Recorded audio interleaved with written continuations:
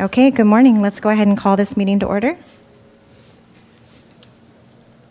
Chair Brown. Present. Committee Member Crutchfield. Present. Committee Member French. Present. Committee Member Peterson. Present. Committee Member Garcia. Present. And it looks like Committee Member Callanan is absent.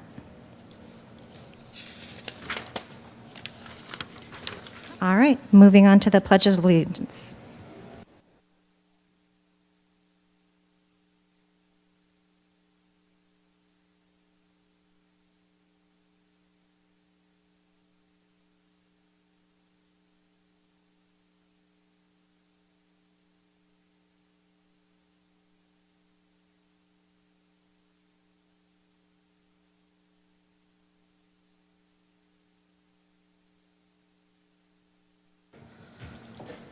All right, any reports? I don't believe so. No reports from the chair.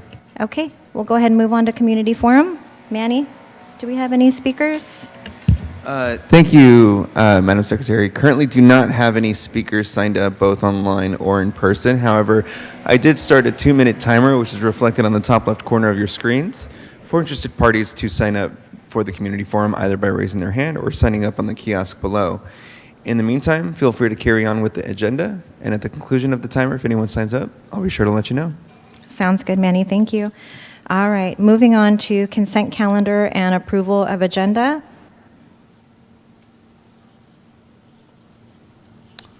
I'll motion to approve the minutes from the previous meeting. Okay, Second. okay. All right, let's do a quick roll call. Since we have a motion by Chair Brown and a second by Committee Member Crutchfield, let's move on to Committee Member French. Approve. Committee Member Peterson Approve. and Committee Member Garcia. Approved. All right. Moving on to presentations. Luther. I always forget. Good morning, everyone. Happy New Year. It's nice to see everybody. And thanks for having us. I will go ahead and go straight into the agenda. So a couple things just to update. I'm going to be going over some organizational enhancements and updates. One of the big things as we start off the new year is ensuring that from a legal standpoint, legislative updates on Secure 2.0 optional and mandatory provisions. So I'll touch on some of those provisions later in the slides. Also go over, as always, planned health reports, how we did as an organization Q4. We'll also go over some of the goal-based programs and campaigns that we push out to our members Q1 and then the remainder of the year too as well. I'll go over that calendar. And then also this was an ask from the board, the last committee meeting, to walk through a statement, participant statement, to ensure that as you're engaging with your participants or participants are looking at their statements, they understand what they're seeing. So I'll go through that. I'll also go over some education workshops and CFP programs, and then go over anything as far as from the board, what you'd like to see more of this year, whether it's on-site visits, from your rep, education seminars to be pushed out throughout the city and so forth. All right. Luther, can you do me a favor and just move the mic a little closer to you, especially I'm now so that we sorry. have some. No, that's okay. I Stephanie. just want to make sure we can all hear you, especially with the landscaping going on. Is this better? Better. Okay. Sorry. Thanks. Okay, so we'll go to the next slide.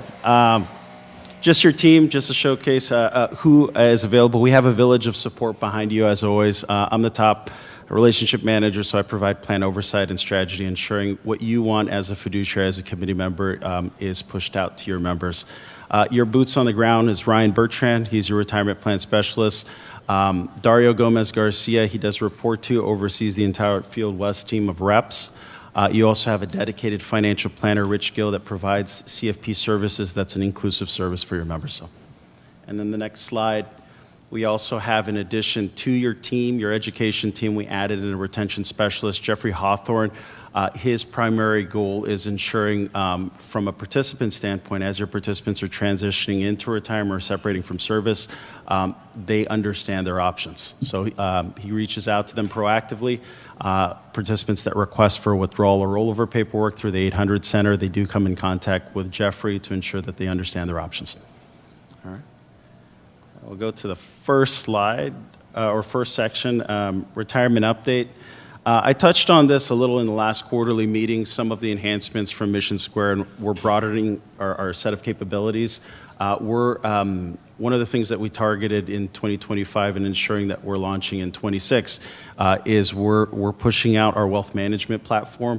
This is something of a feedback that we've received from a tremendous amount of participants, plan sponsors, is are there other areas, services that your company provides other than retirement? So looking for more of a household field. This is a separate site, separate area of Mission Square that we're going to be pushing out. So things like emergency savings, high yield savings, credit cards, and so forth that participants are going to be able to access through Mission Square.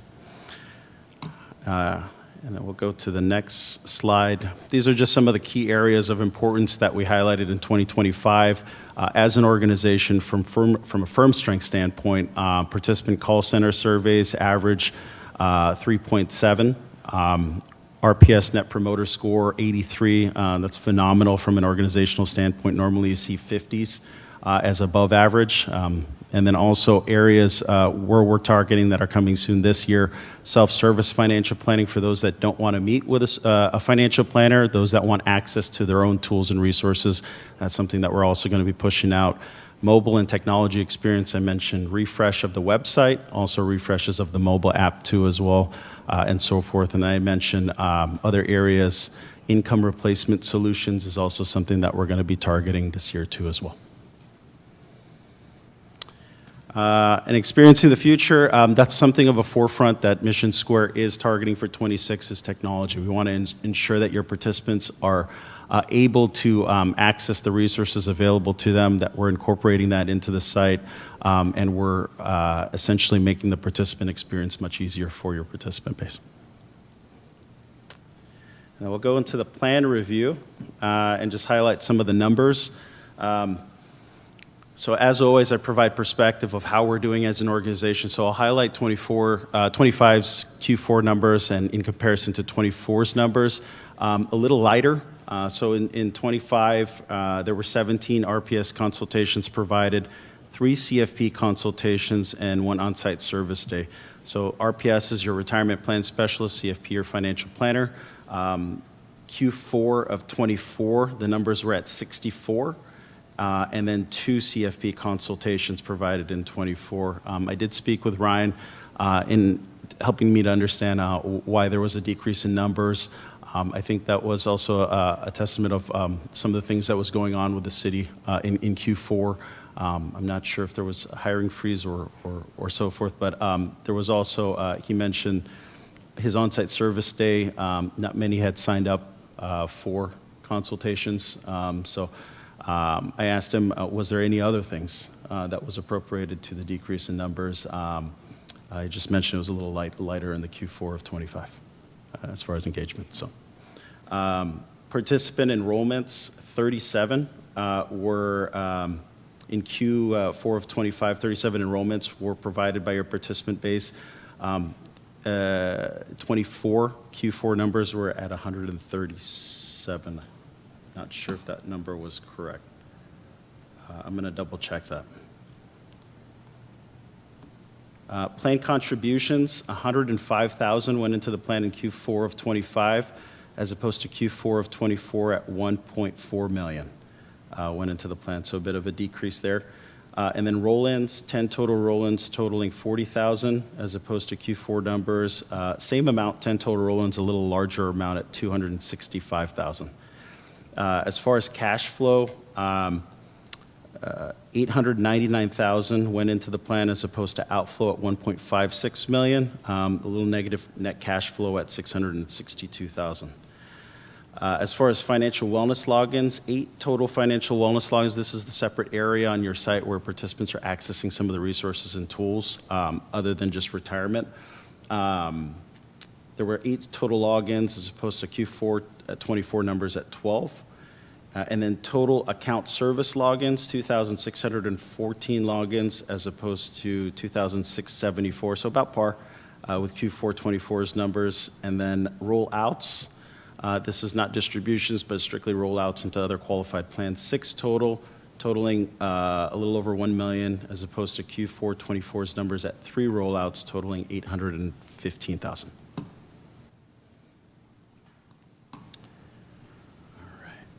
Any questions from the board members on the reporting numbers for Q4 25? Okay. Awesome, thank you. So we'll continue to the next slide.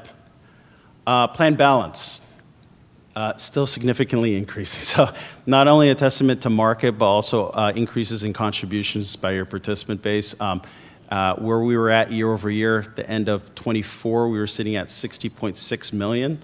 At 25, this was a 16.3% increase, 7.5 million with 1,422 participants. So great testament to the program. The plan is increasing. You do see your participants engaging in the plan. On the next slide, just goes over just a breakdown as far as asset allocation, where your participants based on age group are contributing into their retirement plan. On the left-hand side goes over where they're contributing on a per pay period basis. That's essentially what you want to see.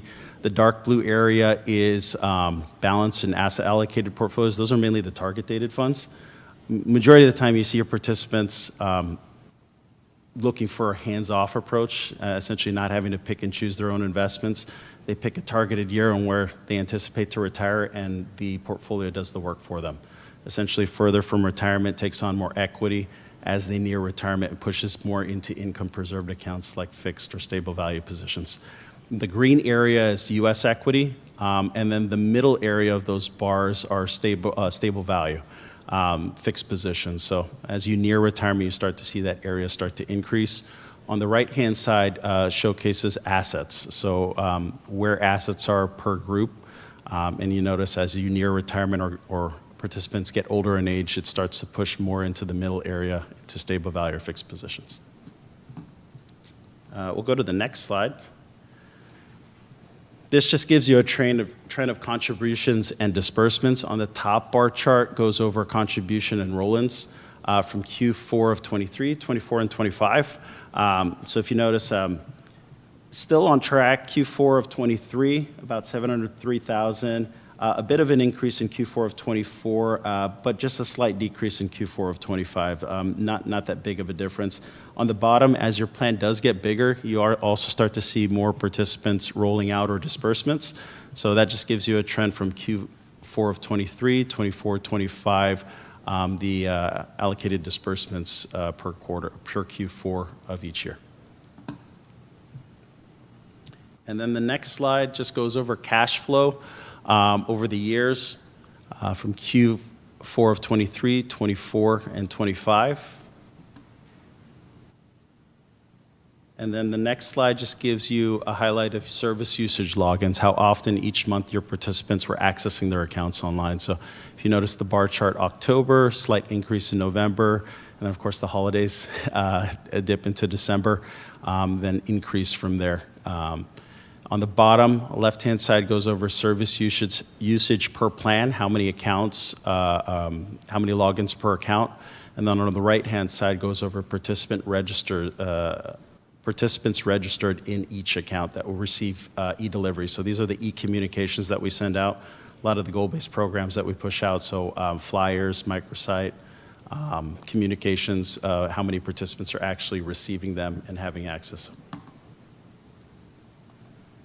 On the next slide goes over beneficiary designations. This is something I mentioned in past quarterly meetings, an area that we do want to target, ensuring participants have a beneficiary listed on file.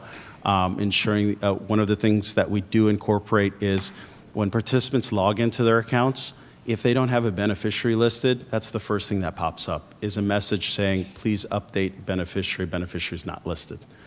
So that's something that we do incorporate if a participant does not have one on file or hasn't logged into their account in some time. So other areas that we can also target is banners, email communications that we push out to your participant base to ensure that they have a listed beneficiary.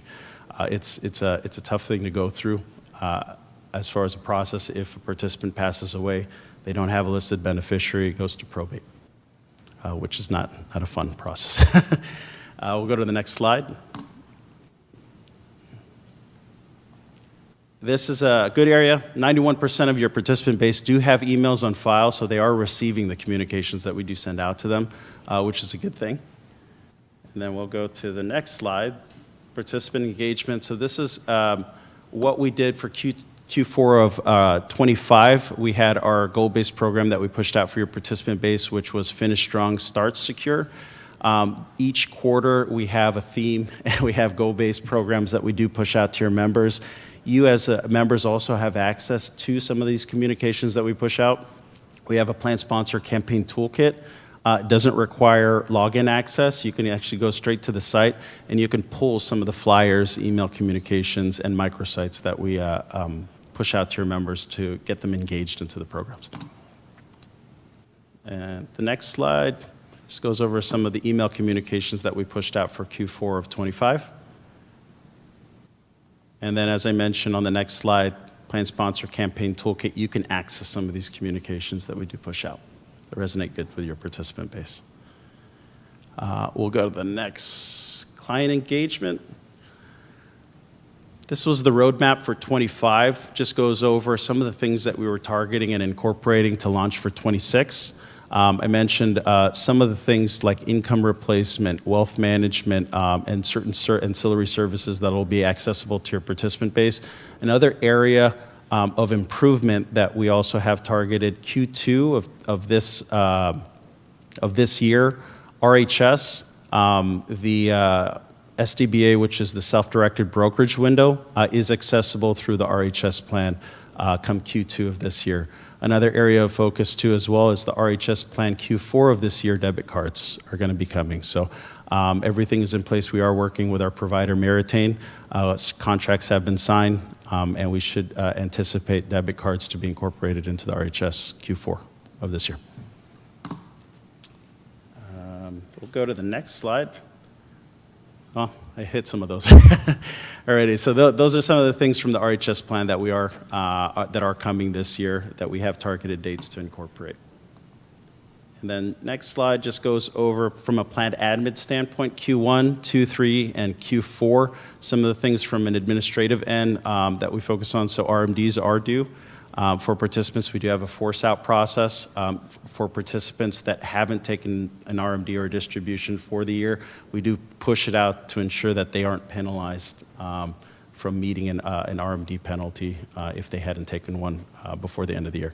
Finalize any plan amendments, loan defaults also too for Q4 are things that we also ensure that we work with your plan admin team and have a process. So, plan administrative support checklists on the next slide. These are areas that your participants do have access to, from online enrollment, online deferral changes, auto increases through their platform, and so forth. These are all available through your plan and accessible to your participant base. And then we'll go to financial planning education program. As mentioned, this is a huge benefit, huge resource to your participants that is fully accessible. Financial planning, typically when you seek a financial planner on the outside, they are fee-based. All of our financial planners are salary-based. This is an inclusive service with your program. Participants that do want a financial goal plan created, it's not only their assets they have with Mission Square, but if they want a full financial plan created for them, so everything within their estate, from healthcare planning, tax planning, estate planning, and including all of their assets tied into one. They utilize the software I used to use back then, which is called Money Guide Pro, which is a very intuitive software that provides participants a confidence zone to ensure that they're on track to meeting the income that they're going to need in retirement. So, the next slide, Rich Gill, tremendous amount of experience in the industry, has been a CFP for many years, 30 plus years. And he does provide financial wellness seminars. One of couple of board members probably attended his seminar before, but he does provide seminars. We can incorporate for this year a quarterly or a monthly financial planning seminar, whether in person, virtual, or both, that we can push out and ensure we have a schedule for 2026 to provide to your participant base. And then on top of just Rich Gill, your participants already access this. We can go to the next slide. Have access to this. I'll get you the 2026 webinar schedule. All of our CFPs within our West Coast team, they all provide webinars, and this is accessible 4 times a month. Every week, we have a webinar that your participants can register for with different financial topics. They don't have to be a participant in the plan, even if they wanted to just attend a seminar to see something that resonates with them. This is accessible to all your participant base on top of Rich Gill seminars.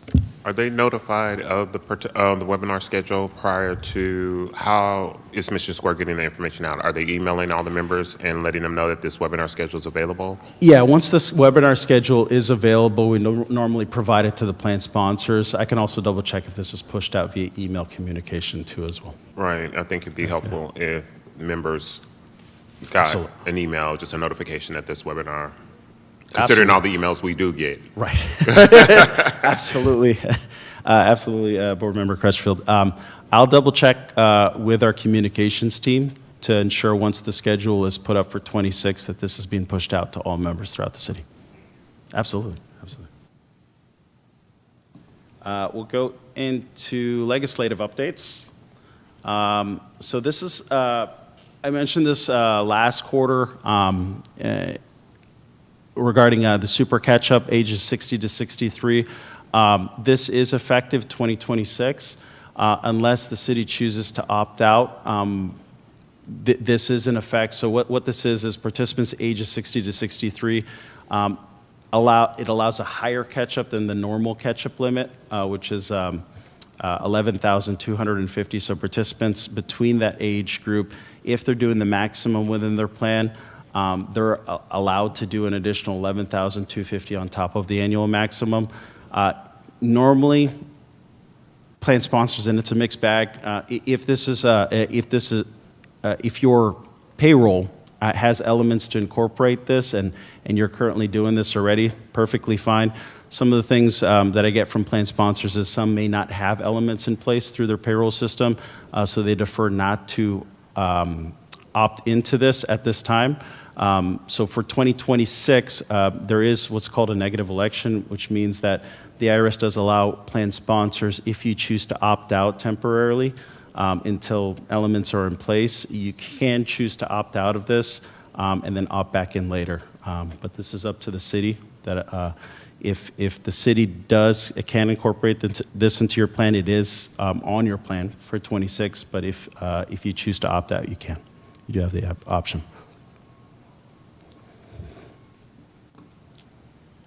Would there be any benefits to opting out?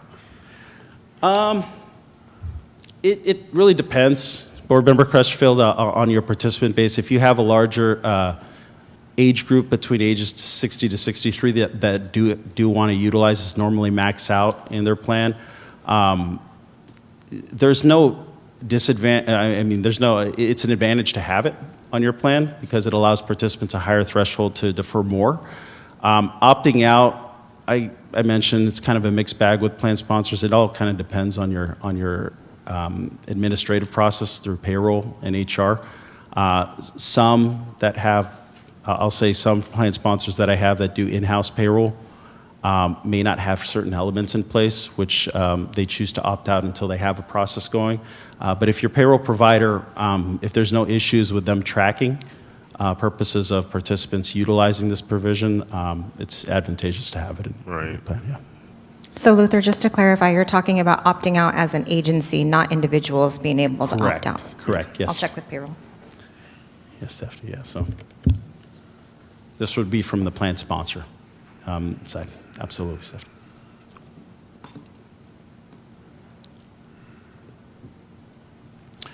So that's kind of what I went over on how the super catch-up provision works, ages 60 to 63. If you chose to opt out, there was a message that did go out December 22nd, if as an organization you wanted to opt out of this provision going into 26. Not too late. If you do choose that you still want to opt out, the process is just letter of instruction or letter of intent sent from the city or from the board or from board member Cifuentes, HR director, as your administrator. You can send, it could be as simple as an email that we choose to opt out at this time for the super catch-up provision, and then we'll ensure that it's amended into your plan until you're ready to opt back in. So I have a question. So in the event that we decided that this is something that we wanted to do, I don't know why we would, but in the event that we decided, that would be something that this board would discuss, right? Well, I think what Luther is saying is it's beneficial for those members who are 60 to 63. It gives them Right. an opportunity, if they weren't contributing Right. before, Right. to kind of catch up so that their retirement is a little bit better.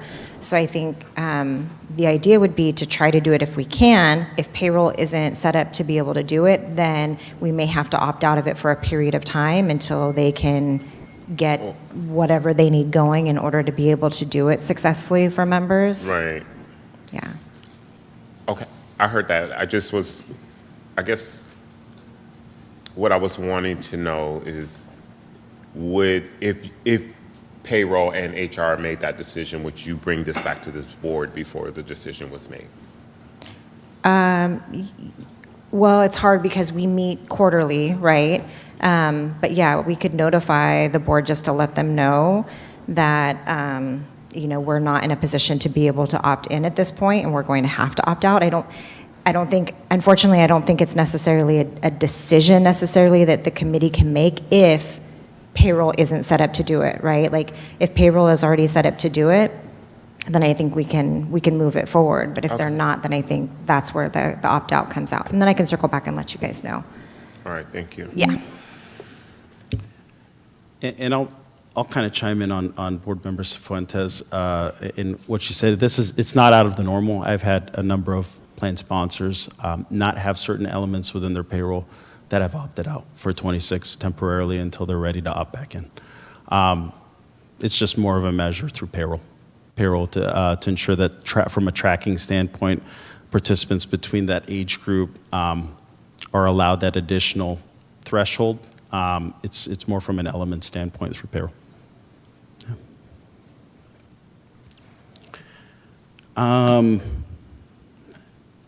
Let's see.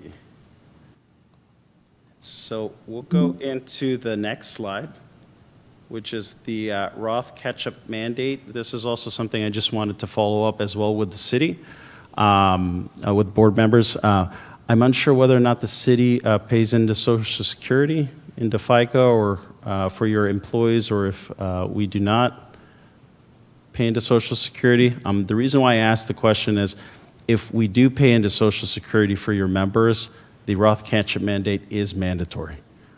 If you do not pay into Social Security for your members, this is not mandatory.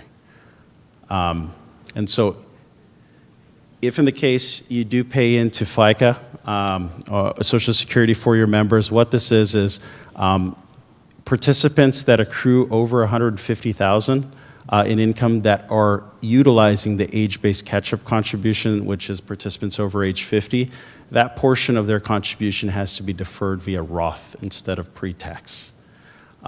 This was something that we had discussed last year leading into this. This was already delayed for a number of years, I believe 24. This was supposed to have gone into place. A lot of plan sponsors, even a letter up through NAGDA, had encouraged the delay of this because of things not in place. So this was going for quite some time. If you do pay into FICA, into Social Security, this is also something you want to ensure that your payroll has elements in place for tracking income threshold for those that are age 50 and over. This also applies for the super catch-up ages 60 to 63. Well, we're opting out of that, but the age 50 and up, additional catch-up, that portion for participants that are accruing over $150,000 in income from the previous year has to be deferred via Roth, as opposed to pre-tax. Any questions? I know this is a lot. Any questions on these provisions? Awesome. And so determining wages, normally to see whether or not the city is paying into FICA or Social Security, typically box 3 on your W-2 would show whether or not taxes are paid into Social Security. For purposes of this provision, they are not incorporating Medicare taxes. So even if you do pay into Medicare, this is a provision that's still not incorporated, specifically Social Security wages only. Then we'll go to the next slide. And then for some of these provisions, we'll go one more. There we go. For some of these provisions that are added, we always provide communication to your participant base. So if there's a provision that's added or amended onto the plan, we do provide email communications, flyers, things to ensure that your participant base understand these provisions that are incorporated into your plan. And then the last portion is just a sample statement. We'll just go through, this is a sample demo of a statement on what your participant base receives. So on a quarterly basis, when your participant receives a statement, this is essentially what they're kind of looking at. So there's 5 pages on this sample. On the first page goes over their account summary, what their beginning balance was at the beginning of the quarter, what their ending balance was, their contributions or any credits that went into the plan. It also goes over what fees they're paying from an administrative standpoint, and then also whether or not they received a gain or a loss within that quarter. On the bottom of that goes over their balances based on asset allocation. So what their portion of their portfolios are allocated, whether it be stable value positions, bonds, US stock, international stock, and so forth, and how their participant portfolio is comprised. On the left-hand side goes over their total account balance and also their participant plan information, so whether or not they're vested. In the 457 plan, they're always vested because it's voluntary contributions from your participant base. And on the second page, we'll go to the next slide. The next slide goes over their personal rate of return. So typically, you've heard me say this before, when participants log into their accounts or they look at their statements, mainly they're looking at their balance, right? Their balance, their rate of return, whether or not they had a gain or a loss for the quarter. So this page goes over their personal rate of return. It also goes over their estimated account balance at their targeted retirement age. So if at 65, what their portfolio is anticipated to look like as a projection based on the average rate of returns of what their portfolio is returning. And then on the bottom goes over balances based on investments. So you don't see investments on the left, you see like stable value bond and US stock positions. Normally under each one of those categories, you'd see what they're invested in. Or what investments they had chosen. Then on the right-hand side, it would show the percentages, the total unit share values they've accumulated, and their ending balances in each position. And then on the next slide, go to the next page. Also goes over a little bit of the same, what their balances based on investments are, and then also what their future investment allocations are. So sometimes participants, they'll have their portfolio allocated into different investment positions. This second or this third page also shows them what their future investment elections are. So they may be contributing into different investments based on their payroll or the percentages they're deferring through payroll. So this gives you a difference of where their portfolio is invested in and what future contributions they're putting in to their portfolio. And then on the bottom goes over total activity summary based on investment. Gives them a breakdown. Normally there'll be investment positions there, and then gives a breakdown for each category. And then on the next slide, this goes over a little bit of the same. On the bottom, balance based on contribution type. It'll also give you a breakdown of whether or not your participant base is contributing pre-tax dollar versus Roth after-tax monies, and what's allocated into both buckets as far as ending balances. On the bottom also gives a breakdown of fee summary, what your participant base is paying based on fee. So normally you may hear like me and Vincent say BIPs, which stands for basis points. This is allocated into a flat dollar amount based on what your participant base is paying based on administrative fee. There's 2 parts. when it comes to what fees are my participant base paying. One is the administrative fee, which they're going to see here, broken down into a dollar amount. Another is annual fund operating expenses that they're paying based on the investments that they're selecting in their portfolio. Your participant base receives an annual fee disclosure annually that gives a breakdown of those fees and also broken down into flat dollar amount. And then the last page gives a breakdown of beneficiary information, who their beneficiaries are listed, primary, also contingent secondary beneficiaries, and so forth.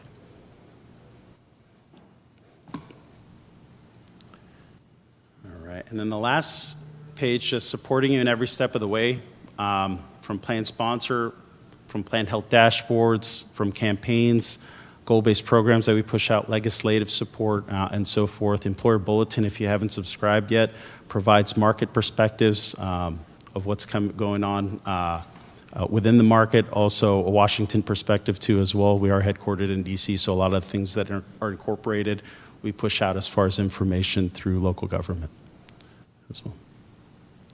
And that wraps up my section. Any questions from the board? No, it's a lot. Thank you so much. I appreciate it. Thanks, allowing me to Luther. present.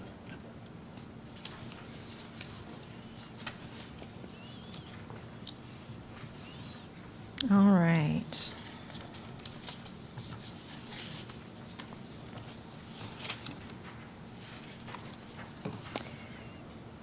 And then for our next presentation, Vincent.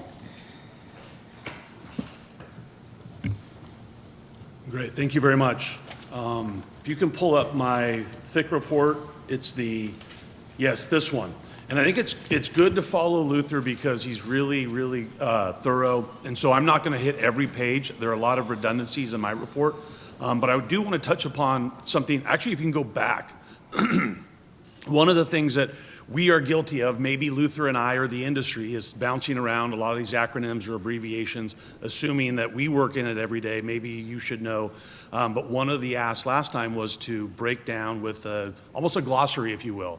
And before every meeting, Luther and I put together an executive summary. And at the back of that executive summary are probably 40 abbreviations or acronyms. And one of them is RHS, Retirement Health Savings Plan. And so I just want to call out not only what RHS means, but more to the point that if that executive summary is helpful, or if it's not, if we can make changes to it, please let us know. Go ahead and flip ahead into the report, page 4, please. It is an interesting economy in the markets. Actually, back one more. Yeah, this one right here. We have seen a robust economy, but there are some warning signs. Certainly, there was the longest government shutdown towards the end of 2025. We solved for that and came together, and now there's another shutdown threatened. And so it's just very, very interesting as I talk about not only the retirement plan contributions that were delayed at the end of last year, but also some of these economic indicators. Not only were they delayed, a lot of economists are a little suspicious on the validity of even what these numbers mean. But nonetheless, when we take a look at really how we're growing as an economy, a couple things to note. One, we did set another holiday season spending record. For the first time ever, we as consumers spent over $1 trillion between November and December. And so good news there from an economy standpoint. The bad news is a lot of us bought things on our credit card. Credit card balances continue to tick up. And I've talked about this last quarter. The buy now, pay later phenomenon is growing steam. Companies like Klarna, PayPal, and Affirm are doing very, very well. In fact, last week, Affirm announced that they are going to allow us to pay rent installments. So it's going to be interesting how we as consumers think about the things that we buy with money that we have or maybe we don't have. I digress. Let's go back into the economic indicators. We did see a huge swing in GDP, or gross domestic product. I did make a note to add that to the end of the executive summary to explain that. But the bottom left is GDP. It's basically a measure of our economic activity. The percentage sign is the year-over-year change.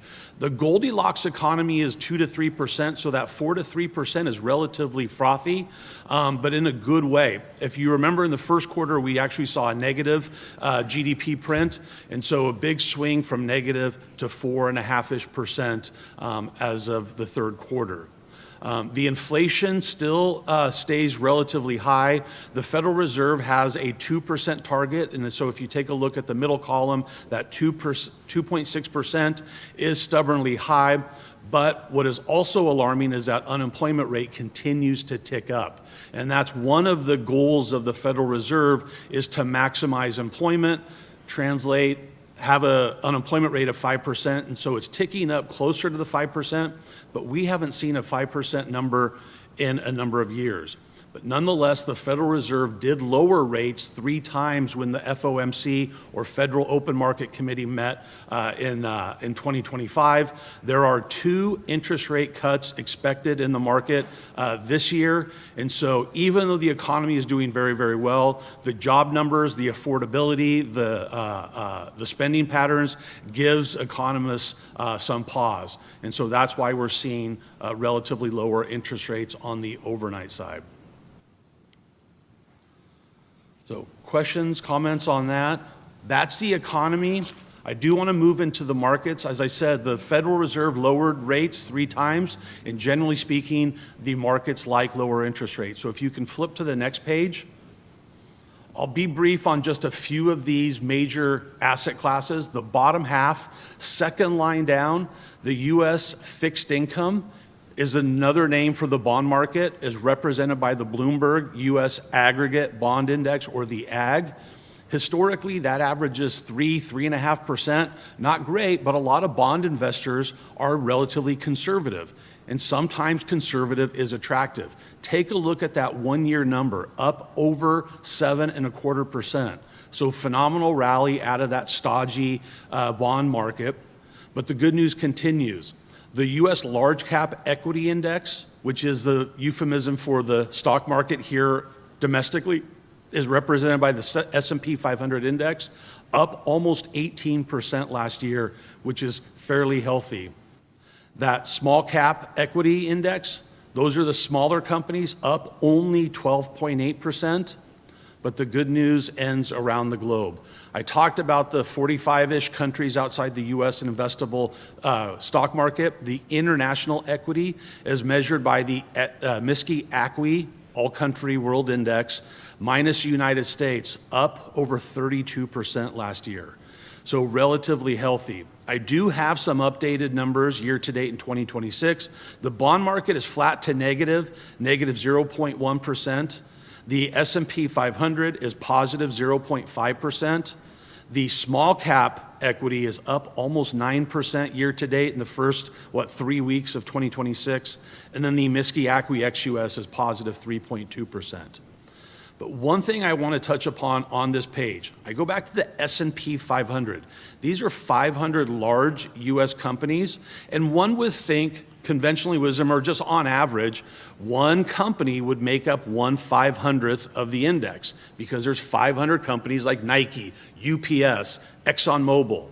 But given the huge momentum in tech, especially artificial intelligence, we call it the Magnificent Seven stocks. These are 7 tech-heavy or tech-focused companies. They make up 36% of the S&P 500.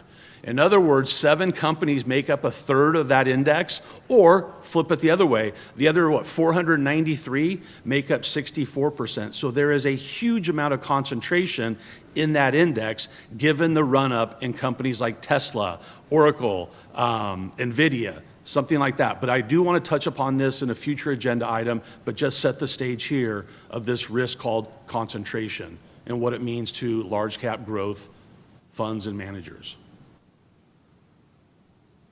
Questions, comments? Okay.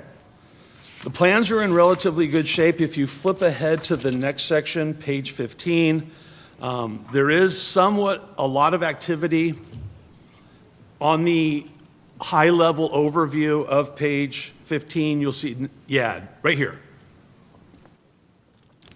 Taking a look at the 457, the 401, and the retirement health savings plans, or the RHS program, you can see just over $70 million. I'm in the upper right.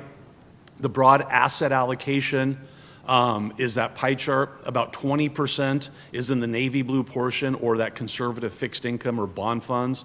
You have about a third in the gray portion. These are those large companies, typically household names. And then 28% is in the golden target date. These are those broadly diversified portfolios that Luther was talking about that automatically and gradually get more conservative as that target year approaches. Moving from right to left under plan notes, we do have a fund swap. The Vanguard International Value Fund is going to be replaced with the DFA World US Value Fund. That's going to happen in early February. And towards the middle of December last year, that target date fund of 2070 was added to the program. So a little bit of change on the menu there. We do have the updated investment policy statement under the governance, and then nothing worthy of note or to call out under vendor management. The relatively good news is I'm moving down into the fund notes. We talked about the Plus Fund and Karen Chung Wolf's departure from Mission Square. Oliver Meng, her second in command or co-pilot, if you will, has taken over that fund, and our constant contact with Oliver and his team on the Plus Fund. We are confident that although he's no Karen Chung Wolf, he is going to do a very, very good job. And so our recommendation is to remove that fund from watch status. And you'll notice that other funds are struggling. We do have some watch status where we're recommending retaining, so nothing really worthy to call out. But then there are two funds that we're recommending replacement, but that's a future agenda item. I just wanted to touch on in case anybody had any questions on this particular executive summary page, if you will. Okay, let's move into the 457 briefly. One of the other acronyms that we bandy about is in the top chart, bottom line, if you will, is the SDBA. That stands for Self-Directed Brokerage Assets. It's for and in the city's 457, there are 7 participants who like to use their 457 and invest their 457 assets off of the core menu. And so they set up this self-directed brokerage account where they can use their retirement money within the 457, invest in other types of securities that are not on the core menu, which are on the next page. But nonetheless, that's, again, just calling out what some of those acronyms mean for context. From a weighted performance, I'm now in the bottom half of that page. You can see for the year, the funds performed about 4.6% in 2025, and then annualized over 3 years, 14.3%, which is relatively healthy. And again, thanks in large part to those market gains that I talked about in the previous section. Flipping ahead to the next page, this is the fund menu that those participants can look at. When I talked about the core menu, that's essentially 99% of it. All the investment options in the 457 menu grouped by asset class, ranked generally in risk order. So you have the more conservative fixed income funds, followed by the large company funds, mid cap, small cap, international, and then those target date funds. And last, but maybe least, but not least in terms of importance, is that SDBA, or the Mission Square brokerage. And then you can see the beginning balance, ending balance, any activity, and then number of participants in each investment option. Flipping ahead to page 21, nice growth over time. Next page, right here. Way back in 2022, the 457 plan had $45 million, ending the year at $65 million, a nice growth rate of $20 million in a short period of time. The average account balance, you can see on the bottom right, grew from $90,000 to just over $115,000, and the number of participants grew by about 60 in that short time period. Moving to the next plan, again, I said I'd be brief because Luther did a good job covering this. The 401A program, you can see similar chart on the bottom half. Last year, the investment options returned 15.2%, annualized over 3 years, 17%. And then the fund menu on the next page should look the same, but the asset levels are very, very different. This is a different plan than the 457. Participant group is very different. And you can see at the end of the year, about $660,000 in the 401A program. And that corresponds to page 27, a similar looking chart, but a growth rate of only about $250,000 on page 27. If you can skip ahead. Yeah, oh, right there. So nice growth rate, but obviously a lot more muted than the 457 program. And then last is the RHS, or Retirement Health Savings Plan. You can see from an investment standpoint, somewhat different, up 19%, a little bit more aggressive, and then 17.3% annualized over 3 years. And the investment menu should look similar. There is a different share class of the Plus Fund on page 30. And then total plan assets on the bottom right of page 30, about $4.5 million. If you can skip ahead one page, please. Yeah, right there. And then on page 33, those 4 blue columns, yeah, right there. A growth rate of about $3 million in the last few years. So significant cash flow as well as market gains out of that program.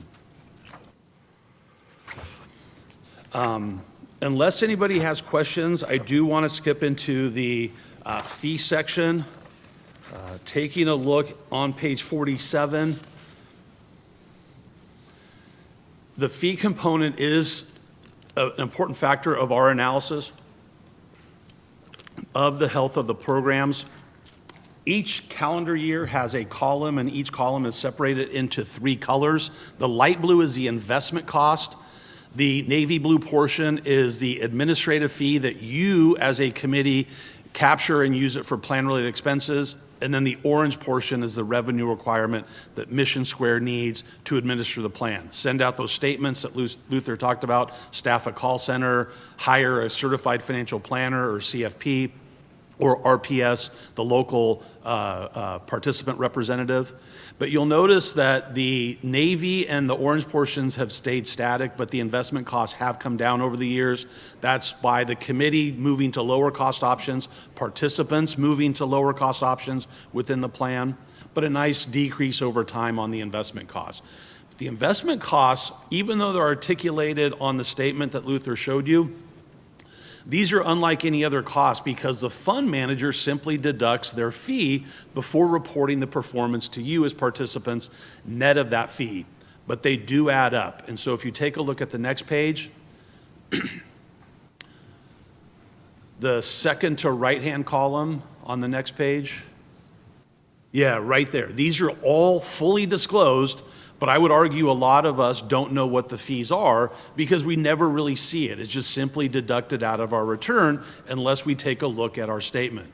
But you'll notice all the investment options in the 457, second to right-hand column are those expense ratios expressed as that percentage. It's only 16.8 basis points or 0.168%. But you'll see on a $65 million plan, that's over $100,000 a year that the fund managers are collecting. And then on the next page is the accounting of the navy blue and the orange.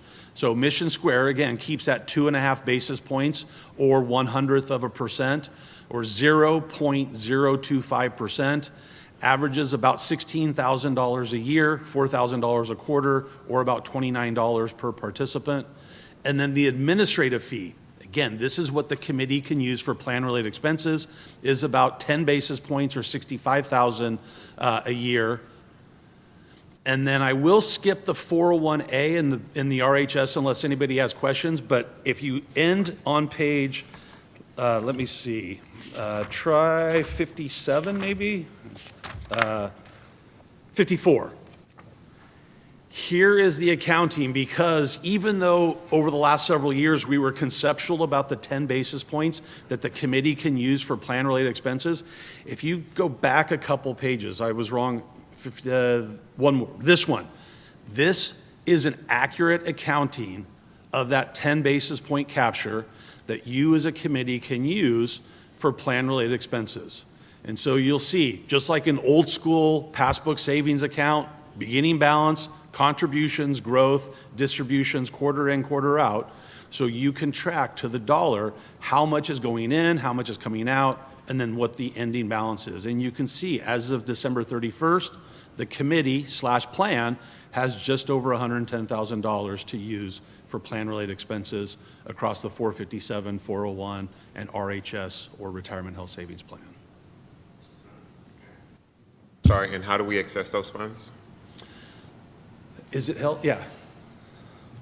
Thanks, Board Member Crutchfield. So the city has an unallocated account with Mission Square where every quarter we fund into that account. It is also invested into a fixed position.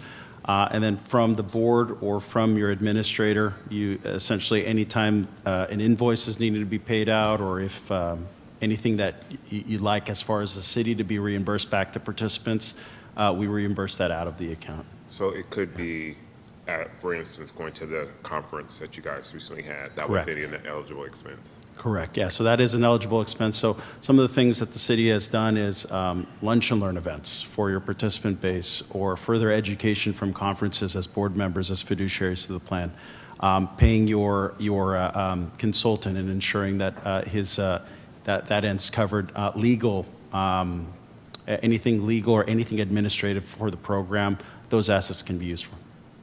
Thank you. Absolutely.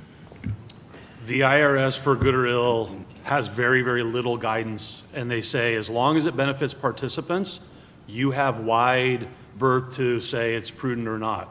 And you bring up a good point about the conference. A lot of our clients use the administrative allowance to go to a conference.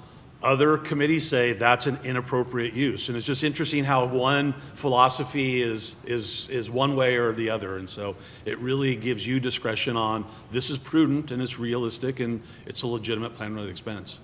Yeah.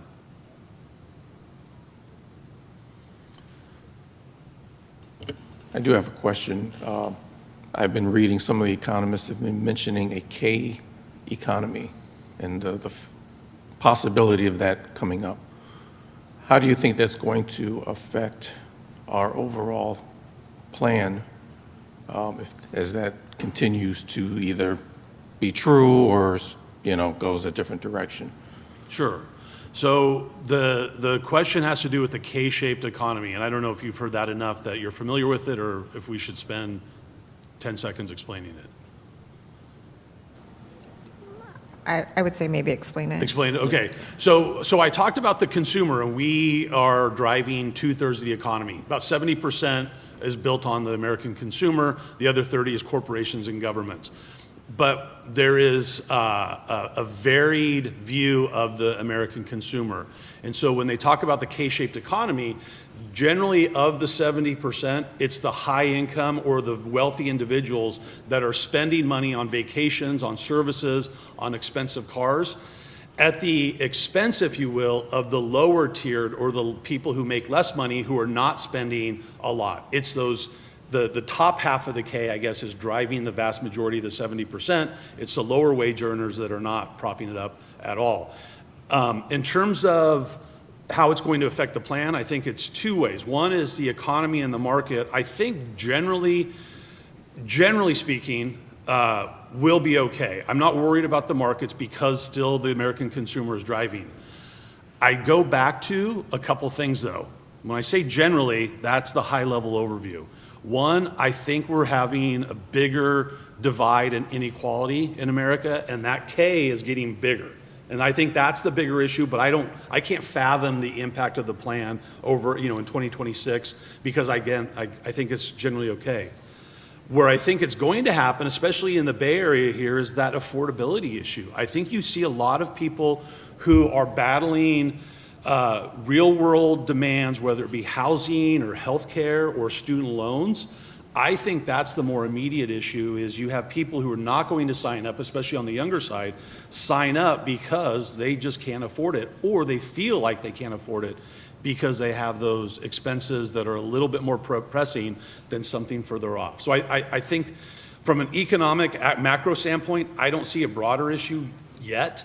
It's the people who are signing up or failing to increase their contributions like they should because they can't. Yeah, and I guess the reason why it just kind of dawned on me is you were mentioning about the interest rate and the possibility of it going down a couple times again this year. And I know that that's been being pushed. So I'm just looking at it in terms of from our plan standpoint, yes, the stocks are looking good, but are people going to be pulling more and more money out of their Mission Square plans to try and make ends meet, or loans or things of that nature? That's another great observation, because I failed to mention that. I targeted the people who are, can't sign up or increase their savings. We are seeing, and I'll turn it over to Luther to comment, we are seeing an uptick in distributions and loans driven mostly by just keeping up with housing payments. Yeah.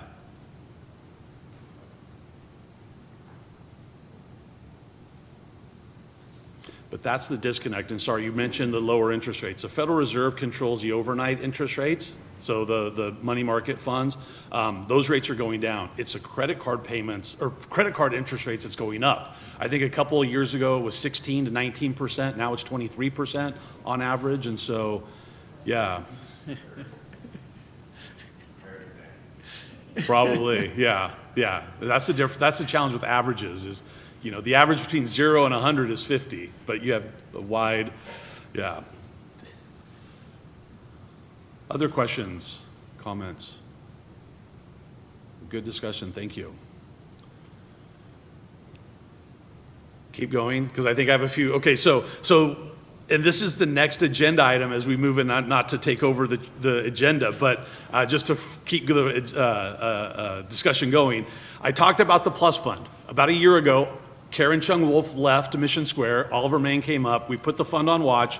I would like to remove that fund from watch because that transition dust is settled, and our comfort is high with Oliver and his remaining team.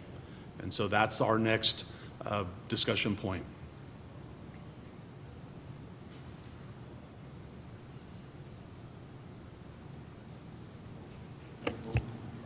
Hold on one sec. Vincent, are you continuing on in this presentation, or are you ready to move into the next item? Oh, I'm sorry. I took the silence for me to keep talking, and that's, I think it's... No, that's okay. If you're still continuing with the presentation that we're doing now as part of the earlier, that's fine. We can continue with that. But if you're ready to move into the next item, we'll take any comments from... My screen went blank, and I forget. When do we talk about the Vanguard U.S. growth stats? I was going to pull up my agenda and I got lost, and like I said, I kept talking. It looks like that's action item B, which is after the watch fund removal. Okay. So then I will defer to the committee and its chair in terms of next steps, but I'm done with the report, I believe. You're done with the I think so, presentation? yes. Okay, all right. Yes, So we'll I'm go ahead sorry. and move on to the action calendar. Do we have any comments, Manny? No speakers at this time. Okay. All right. We're ready to roll into action item A? Okay.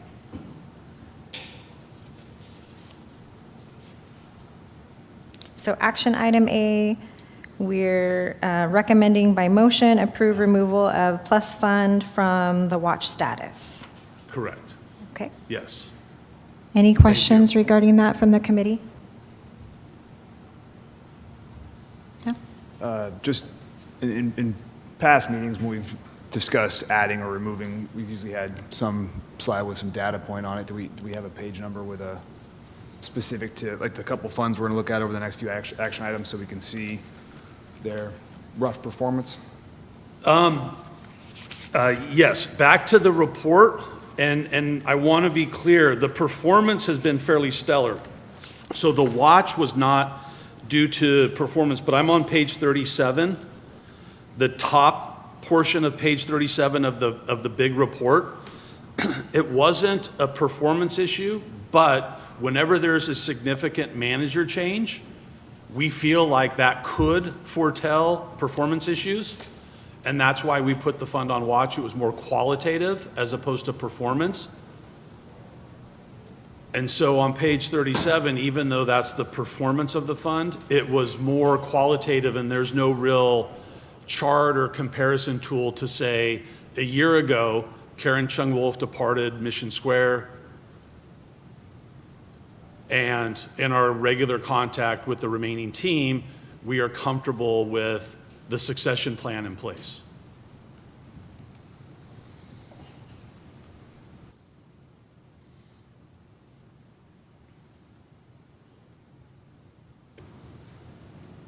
And so I see a 5-year rank of 21. Remind me, that's always out of 100, is that right?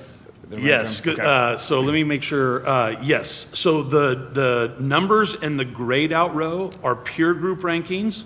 So similar strategy firms or funds ranked in their percentiles. So those numbers will always be from 1 to 100, where numbers closer to 1 are better than 100.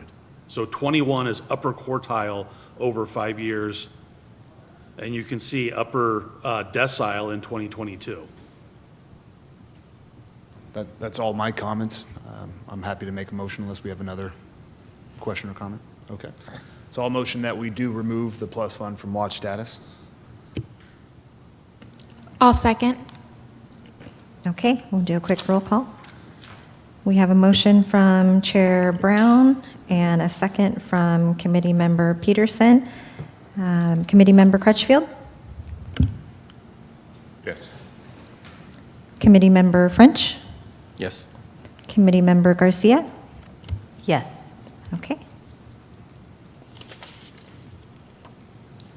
All right, so that's action item A. Let's move on to action item B. Recommendation by motion, review large growth search document to replace Vanguard U.S. Growth Fund. Great, thank you. In this report, what we've done is the overarching goal is to recommend terminating Vanguard U.S. Growth and replacing it with a similar strategy fund, obviously better performing, or at least going forward, better growth prospects of outperformance. In the report, we have 3 similar strategy funds, and probably, if not 1 million, probably a couple thousand data points. And so I'll be brief and touch the high points on formulating a decision on whether to terminate Vanguard U.S. Growth and replace it with one of the 3 suitable or appropriate replacement candidates. And the replacement candidates, one is managed by JP Morgan, the other by Fidelity, and the third by Putnam.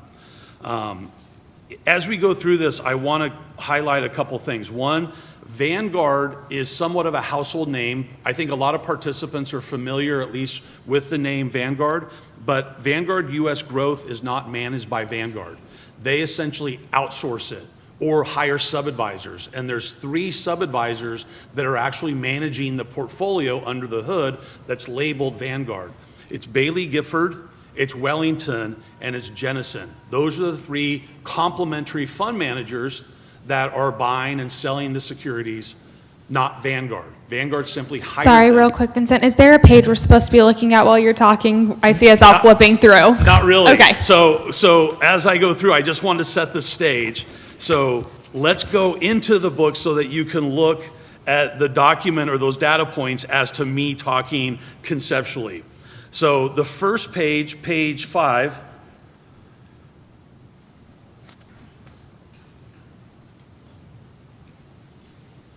and this goes back to the chair's point about peer group rankings expressed as percentiles. So on page 5, you'll see Vanguard U.S. Growth, which is the incumbent, compared to JP Morgan, Fidelity, and Putnam. Over the short term, over the long term. Do you see that? Now I'm seeing maybe some lost looks. I don't know. So we have a gross packet where everything gotcha. gets compiled together. Okay, I apologize. So of the greater PDF, I know I'm on a computer, but it's 184 out of the 260 of the entire packet that we got. But it will have page 5 at the bottom of it. It immediately follows a page, giant page labeled section 3. Yes, Thank you. thank you. That page on the screen.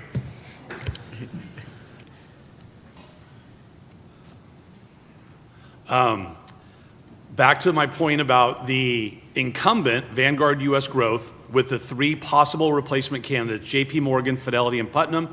These are peer group rankings expressed over different time periods. There's the short term, which is the last quarter of 2025. There's year to date in 1 year, because this is December 31st data, they're the same. There's 3 years, 5 years, and 10 years. And then there's calendar years going from center to right. As I said, Morningstar takes all US growth funds and stacks them and assigns percentiles or peer group rankings. Anything below 50th is going to show red. And you'll see Vanguard US growth over 5 years is 83rd percentile, and for the quarter at 69th. And then in 2022, wasn't very good at 91st percentile. In 2021 was 85th percentile. But even good long-term managers have some short-term weakness. You'll see JP Morgan has a relatively weak short-term, even the 3 years 56th percentile, but over 5 years is 28th, and 10 years is 6th percentile. Fidelity Blue Chip doesn't have any red or below median. You can see for the quarter, 5th percentile, 3 years, 4th percentile, 10 years, 2nd percentile. But they do have 1 calendar year in 2022 when they were almost at the bottom of 86th. But take a look at that big swing. It went from almost worst to first in 2023, whereas 1st percentile. And then you have Putnam had some short-term weakness. 1 year 61st percentile, but take a look at the 5 year at 19th and 10 year at 8th percentile. Then we move from peer group rankings into returns. In my mind, even though I look at this chart every day, this is too busy for me. So what I like to do is take the returns, but compare it to the index. And that's in the bottom third. Essentially, what I like to see is a fund that beats the benchmark over a long market cycle. If it didn't beat the benchmark, it's going to show in red font with parentheses. If it beat the benchmark, it's going to show in black. And so you can see Vanguard US Growth consistently has underperformed the benchmark. JP Morgan has consistently underperformed the benchmark, except for the 10-year period. Fidelity is underperformed the benchmark only over the 5-year period, and Putnam Growth Opportunities has underperformed every period. I now want to go back to the Magnificent Seven comment. That tech-heavy concentration makes it, and this bears it out, almost impossible for an active manager to beat the benchmark, because generally they're thinking the valuations are frothy, whether it be Microsoft or Apple. Maybe I'm not going to track the index because I'm going to inject a little bit more discipline, but as Apple and Tesla and Microsoft and NVIDIA have rallied huge, these managers aren't beating the benchmark. So I want to explain that, because this looks kind of bad. It looks bad. But back to my point about the concentration risk and this once almost a generation cycle where we saw one sector outperforming dramatically, you're going to get some of these numbers. Does that help with the comparison? Okay. Moving into the next page, I do want to touch upon just some stats briefly. The top half, we track the return on the far left vertical axis, but we also track the amount of volatility as measured by standard deviation on the horizontal axis. Our goal is to get in the upper left, or as close to that as possible. We're maximizing return without taking on a lot of risk. But we're not anywhere close because it's a large cap growth manager. So you'll see that there are a couple shapes that are closer to the upper left. There's the blue square, that's JP Morgan. There's the orange square, which is Putnam. And then the 2 dots. The 2 dots is the index, which is the Russell 1000 growth. And the black dot is the average of the peer group. So you can see somewhat of a nice cluster. And then the green square, which is Fidelity, taking on a lot more risk without getting paid for it. And then there is the triangle. That's the incumbent. Taking on the same amount of risk, but not getting paid for it, the return is dramatically lower. Our job is to interview all of these managers to try and figure out, is it time to move away from Vanguard US Growth, and if so, where to? And this chart is evidence that it's time to move on. But this is just one chart. Now taking a look at the Sharpe ratio, bottom left, Sharpe ratio is the risk-free return divided by the standard deviation. Said another way, a bigger number is better. And you can see a tight grouping, 0.6, 0.59, 0.61 with the blue, green, and orange, and then the low Sharpe ratio, which is not good, with the incumbent at 0.34. Bottom right, we take a look at strong markets, how much these funds participate in the up, and then in bad markets, how much do they participate in the down. And you can see the Vanguard US Growth captures a lot of the downside in the weak markets. And then moving into the next page, we take a look at the style and the capitalization or the size of companies they invest in. Really nothing to call out other than it is a very, very tight group. Back to my point, these funds are all investing in similar companies, similar strategy, large, somewhat growthy names. The incumbent, which is that triangle, a little bit more growthy, but not by much. And then last but not least, the fee section. This is what the participants are paying or would be paying. So one more section, if you could. Right here. Top half, middle column, you'll see the percent sign with the EXP. Participants are being charged 25 basis points or 0.25% a year. If you move to JP Morgan, it's a little bit more expensive at 44 basis points or 0.44.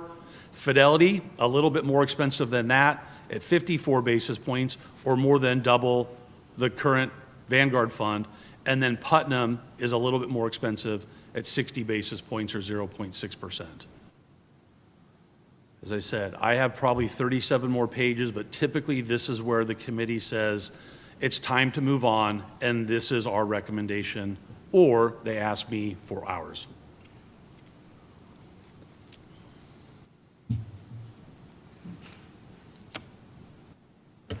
So if we move on, are we replacing or are we just removing? You would have to completely? replace the existing assets with one of these three.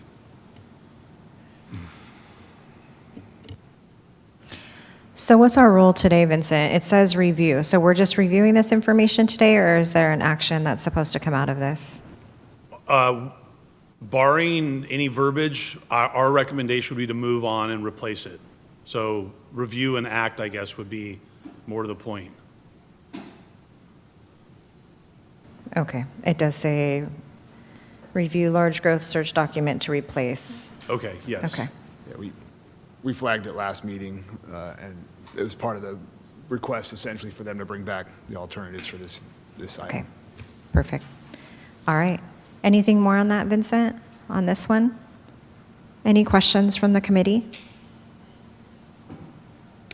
Okay, can we get a motion? We would have to pick which one we want to switch to, correct, before we do that motion? Yes. Ah, gotcha. Okay, thank you. Vincent, it sounded like you said that you guys are capable of making recommendations on it. Is that what I caught there towards the end of the? I serve at so some committees don't like to hear it, some do, so I will Yeah. defer to. So, I mean, I'll speak freely. I nerd out on this stuff. But kind of had a favorite for a while there until we got to the fees page. If that tips my hand. So the way I agree with replacing Vanguard US Growth. I'm not too big of a fan on the Putnam overall, but between JP Morgan and the Fidelity Blue Chip, both have their significant advantages and significant, I don't want to say significant, but they're noticeable disadvantages. Correct. So I'm open to a recommendation, but also open to any other comments. So I will just lay a foundation of all three of these would be perfectly acceptable. We would never put in a fund in a search document that, lo and behold, if you chose it, we wouldn't be happy with it. So they're all three very, very appropriate. But the ranking as they're presented is how they are tightly ranked. JP Morgan, Fidelity, and Putnam. But even Putnam at 3 would be very, very close to a highly appropriate replacement candidate. But that would be our recommendation is if you want one, it is the JP Morgan fund. The other thing to keep in mind is all those previous pages are net of fee. So the relatively high expense is factored into those returns as well as the peer group rankings. So it's truly apples to apples in terms of performance.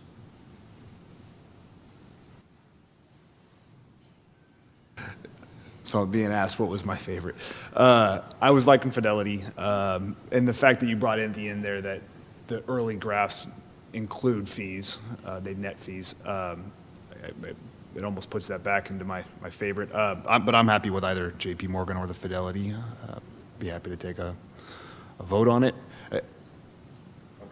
Yeah, so it takes a touch more, it's the riskier one, right?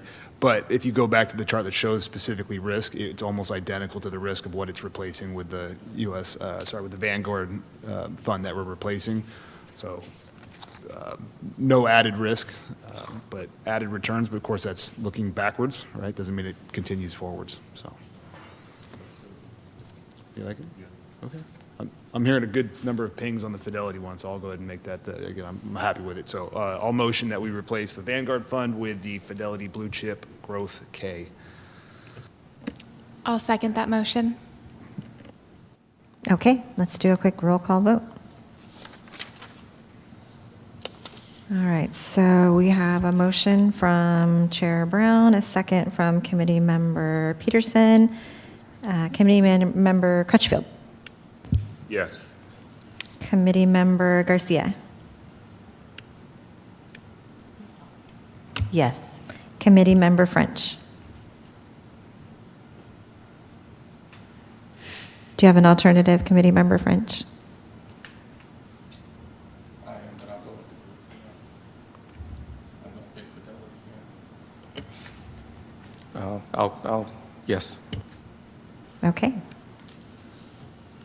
Fidelity is.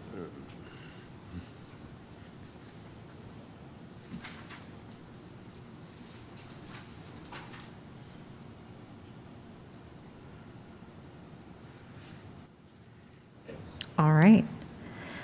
Action item C, recommendation by motion, review large value search document to replace MFS Value Fund.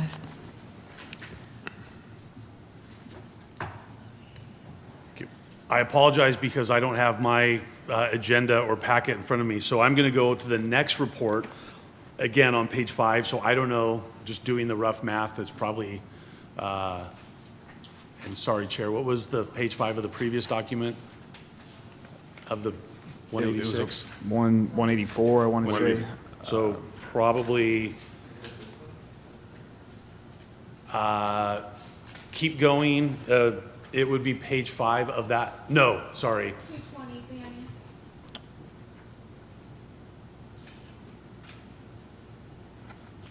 Yes, okay. So now we're still talking about large cap portfolios, but that previous one was growth. This is now more value. They're not chasing sectors. They're looking for underpriced or otherwise overlooked securities, diamonds in the rough, if you will. They're not looking to overpay. These are more of the bargain hunters. MFS Value has historically been focusing on very, very high quality companies, and that strategy is just underperforming, and we think that going forward, we're going to be rewarded with lower quality companies in addition to the higher quality companies. And so our recommendation is to terminate MFS Value, and similar to that last search, you'll see 3 highly appropriate replacement candidates alongside with many, many, many data points. There's Dodge & Cox stock, Vanguard Equity Income, and Putnam Large Cap Value. So a couple things. One, the Vanguard Fund, I mentioned the term sub-advisor. With this one, there's one and only one. It's Wellington. Very, very good value manager. And then you'll notice Putnam, which also was presented in the large growth. They also have a very, very competent large cap value strategy and team behind this particular fund. And the numbers bear it out. So MFS Value, the peer group rankings expressed as percentiles, you can see over the short and long term, a lot of red. Mediocre performance over the 10-year. Dodge and Cox, short-term underperformance, but good long-term numbers. You can see over 5 years, 19th percentile, 6th percentile over 10 years. Vanguard Equity Income, this is that large cap value sibling. Very, very good numbers, but the numbers get better with Putnam. You can see upper decile over the short term as well as the long term. And then the performance numbers, net of fees, are on that return, which is in the middle section. But you'll see relative to the benchmark, these numbers look a lot better than that previous report. A lot of outperformance relative to the index of the 3 replacement candidates, except for MFS value. And again, our cloudy crystal ball is predicting that that trend is going to continue as we emerge out of this economy. And so there's other replacement candidates that are better for the participants. Moving to the next page, when I talked about that risk return or the efficient frontier, 2 shapes are as close to that upper left quadrant. You'll see the green square, which is the Vanguard fund, and the orange square, which is Putnam. Almost directly beneath that is the incumbent, the MFS value, which is the, the rust colored triangle. You have the average, which is the Russell 1000 value. You have the gray dot, which is the average peer group. And then you have way out to the right, taking on a little bit more risk, not getting paid for it, the Dodge and Cox fund. On the bottom left, the Sharpe ratio, if you recall, basically bigger numbers are better. The Putnam, which is the orange column, is 0.89, followed by the Vanguard Equity Income at 0.72, 0.68 with Dodge and Cox, and then the incumbent MFS value at 0.53. Upside downside capture is articulated on the bottom right.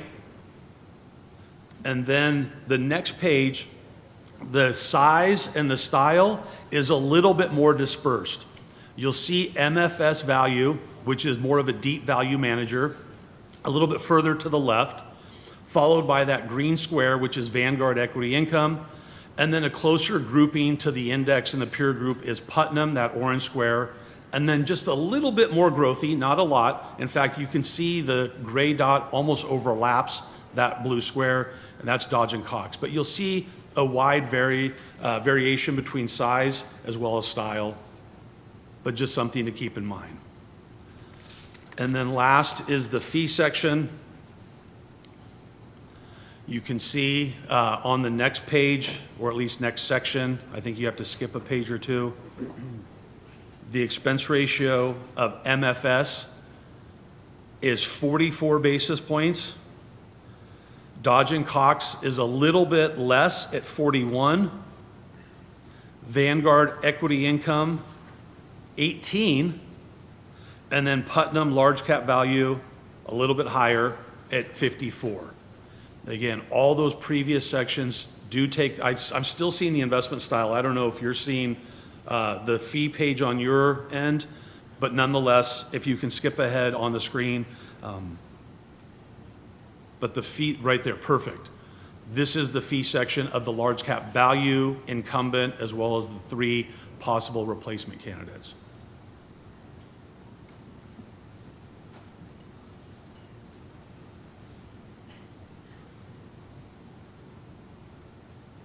And I think maybe I started talking about the what's on my screen. The previous section, like the old report or the previous report, factors this fee into the performance, peer group rankings, everything. So again, it's apples to apples in this report as well.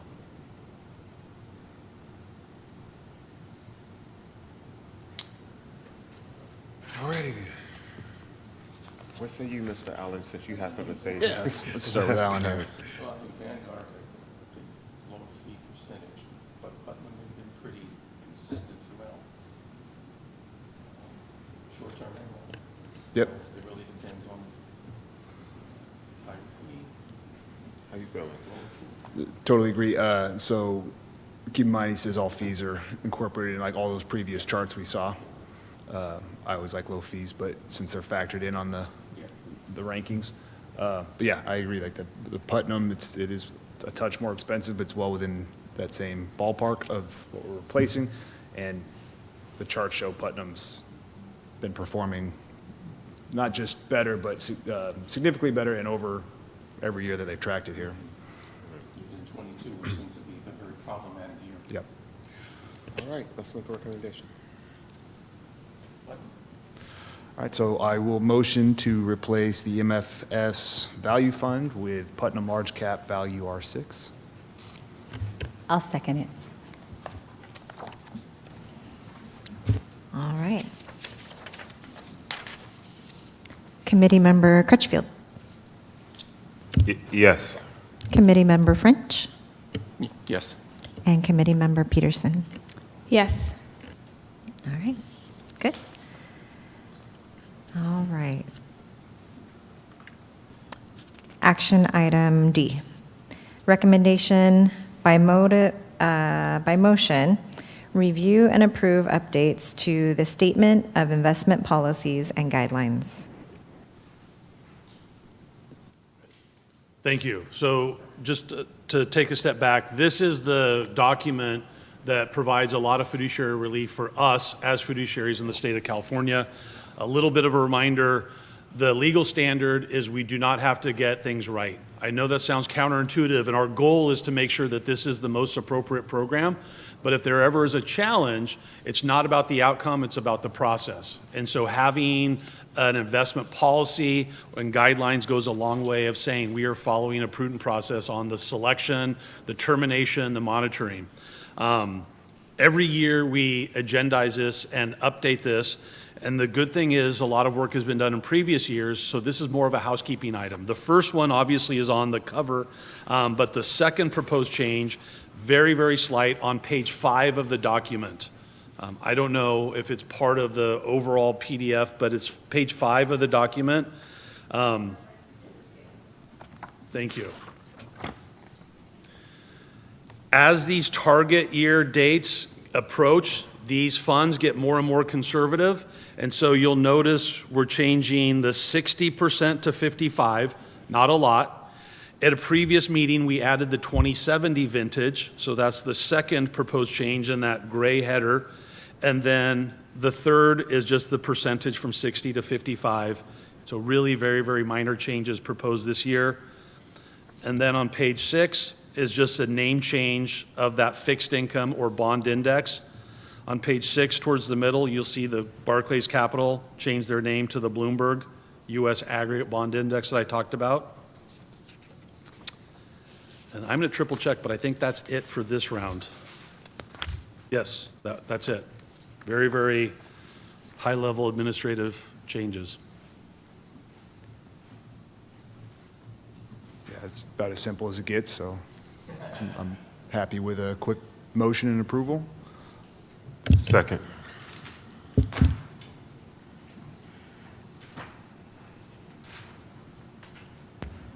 All right. Did you make a motion, Chair Brown? Yeah, okay. Did somebody do a second? Okay, perfect. All right, sorry about that. Okay, Committee Member Garcia, Yes. Committee Member French, Yes. and Committee Member Peterson. Yes. All right.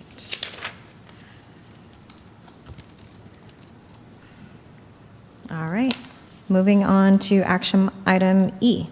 Recommendation by motion, review and approve a quarterly $250 incentive to be funded from the administrative fees.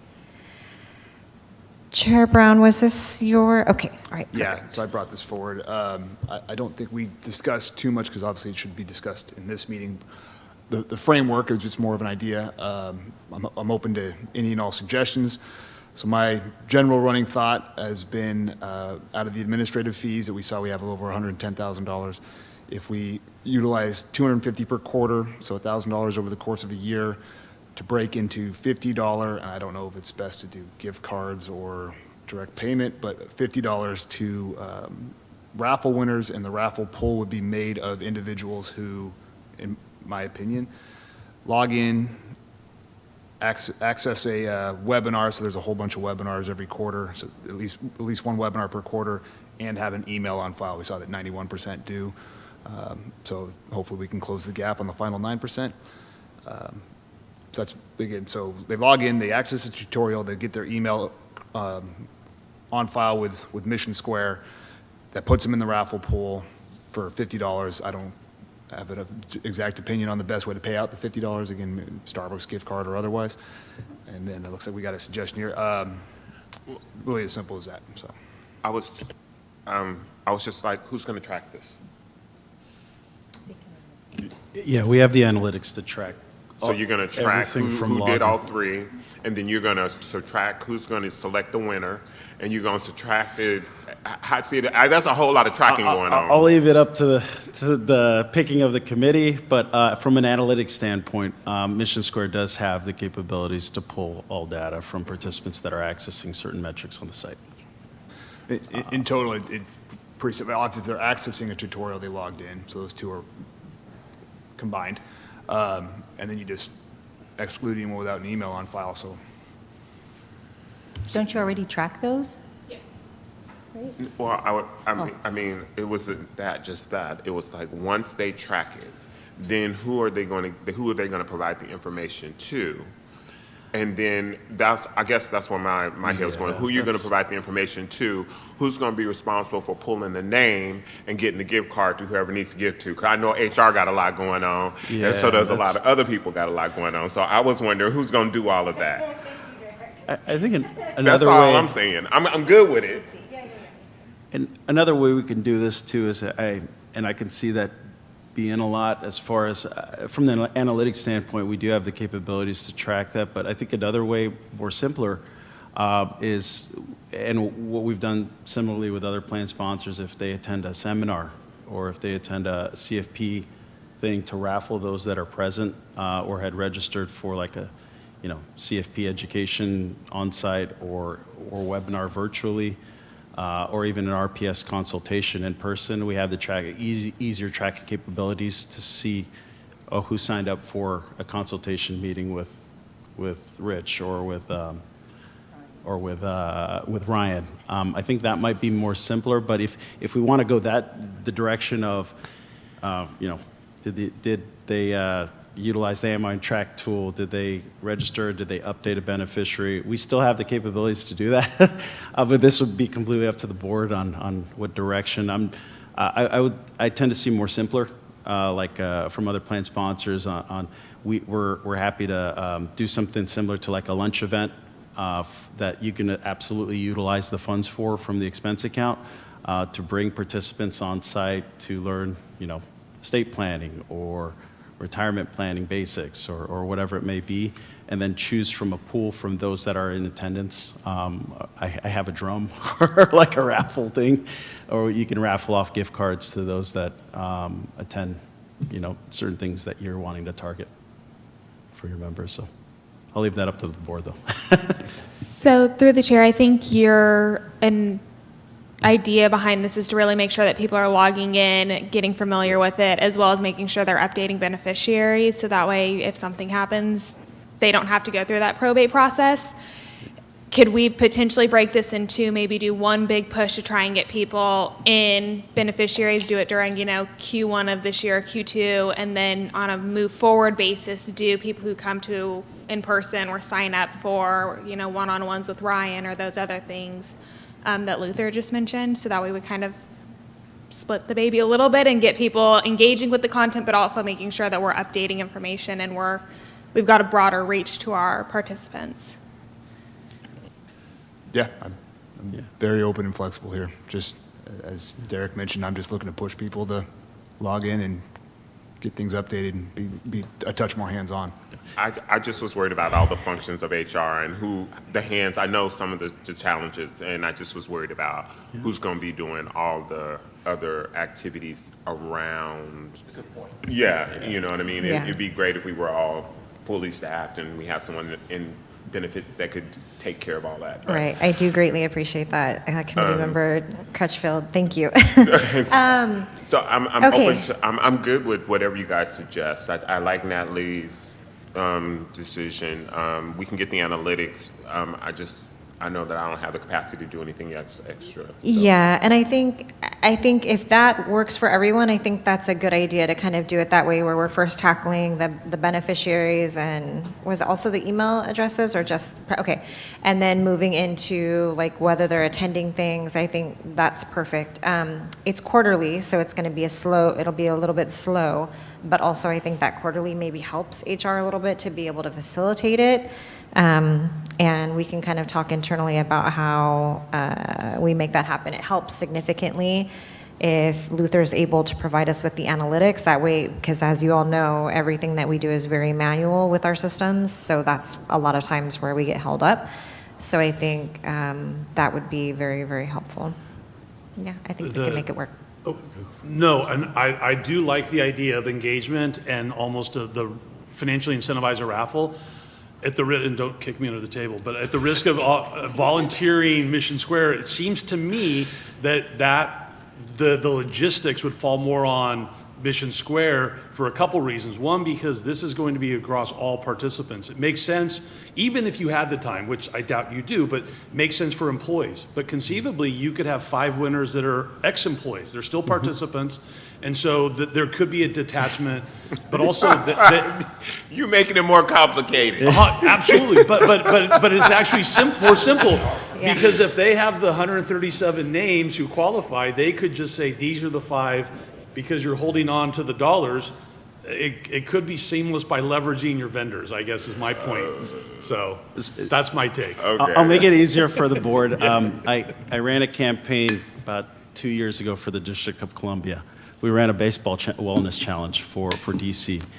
And it was something similar where we were able to garner all the analytics on click rates on certain things like, did you update a beneficiary? Did you schedule or register for consultation with a consultant? Did you do this on the site? And we utilized a separate software that pulled names in 2 different categories. So I'd have to pull up to see what software was used where we they did raffle off gift cards, and they had first, second, and third in each category kind of deal. So we can do something similar where I'd have to take a look to see what software was utilized. But as far as those that clicked on certain metrics that the board would like, we can absolutely pull those lists and then utilize something to randomize a poll from those names. Thank you both for that. How does that sound to the committee? Yeah, it sounds good to me. So I just want to make sure I'm catching that correctly too. You guys obviously have retirement marked in your guys' general overall rosters of participants with the city of Vallejo, so we can exclude those right off the bat. We give you the items to pull click rate data from. Yeah. So then you'll come up with a list of names that we're as sure as we can be that they're active employees, and throw it out there. So my vision, I love exercising the vendor here, but was if you just sent us a roster that met the analytics we called for, plug it into ChatGPT and say, give me 5 names. I've done that for other like raffles within our union, right? Just it's simple. Here's a list of 30 names, randomly pick 5 of them.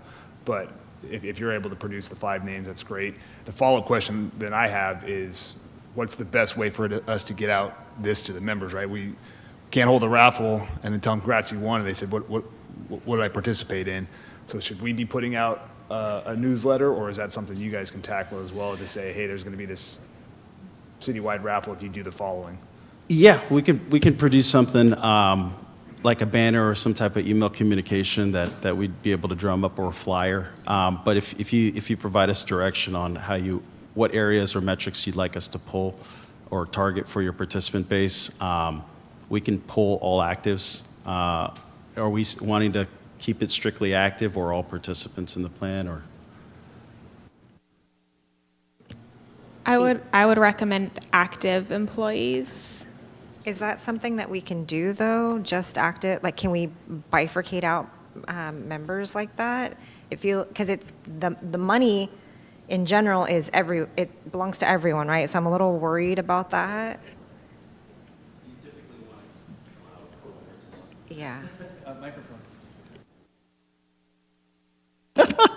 Thank you you typically want allowed for all participants, just so that way you're not segmenting those participants, because they're also paying into the plan too as well.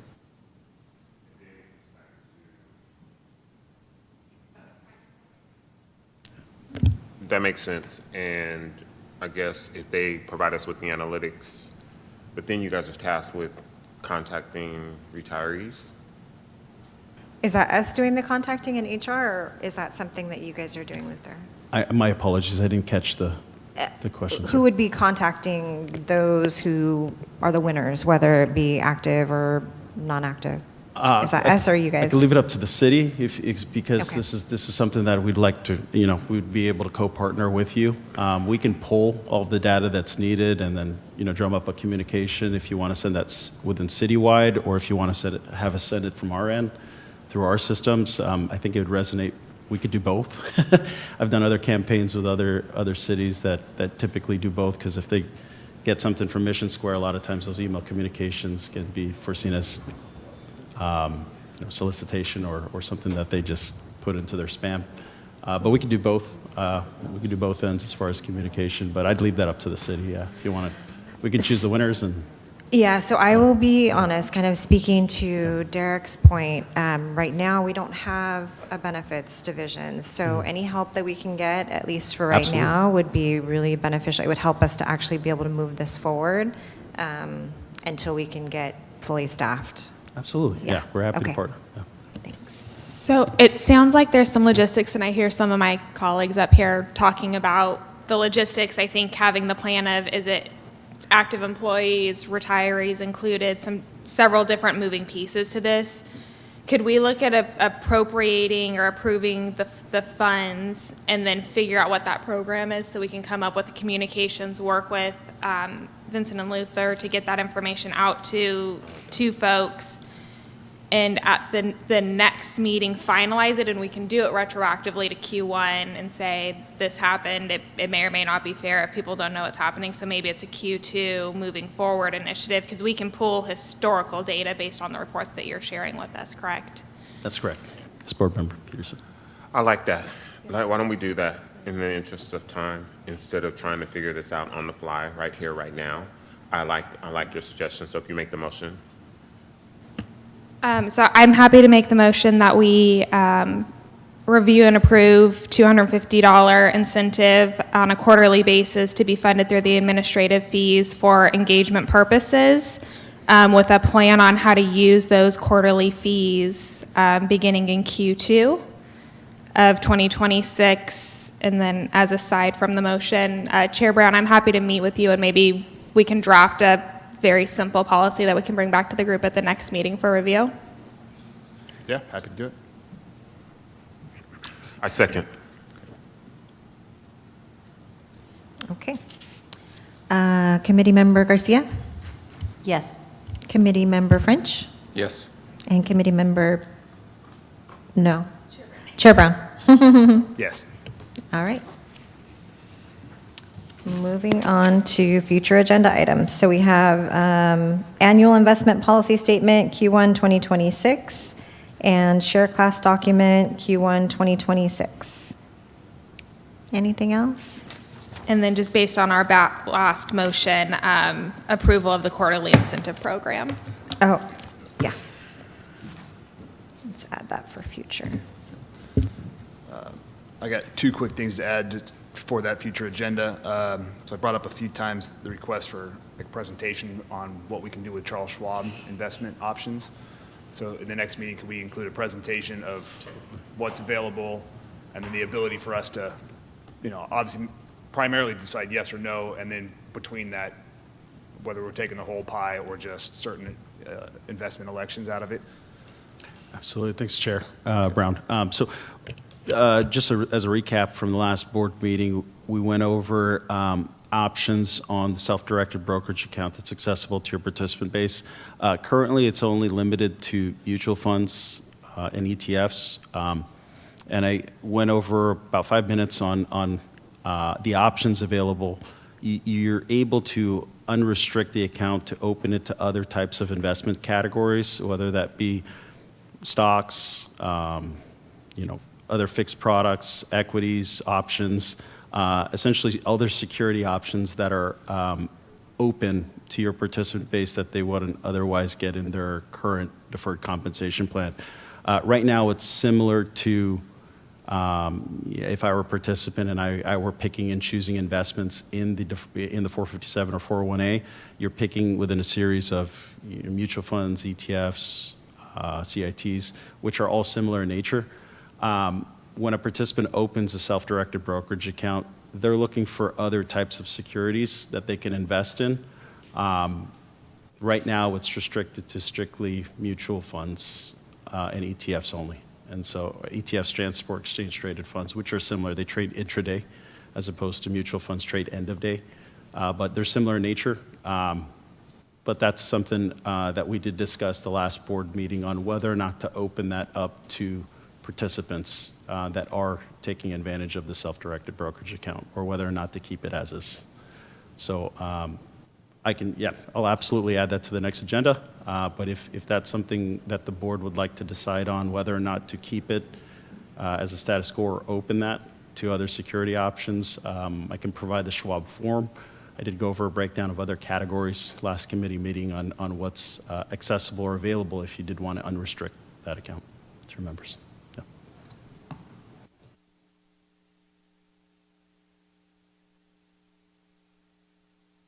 Didn't hold it long enough. When we first started this committee, we have it somewhere in our origination language that we would move the chair position once a year. I think it's actually been just over a year. We canceled the meeting last year, and it dawned on me this morning. I think I'm like 4 meetings in, which makes it like a year and a quarter. So maybe on the next agenda, we add selection of a new committee chair.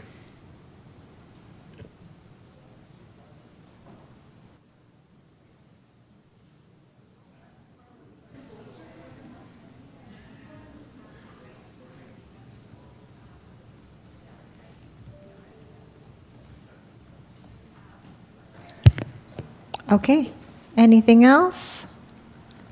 All right, and with that, I think we're ready to adjourn. All right, have a good day, everyone.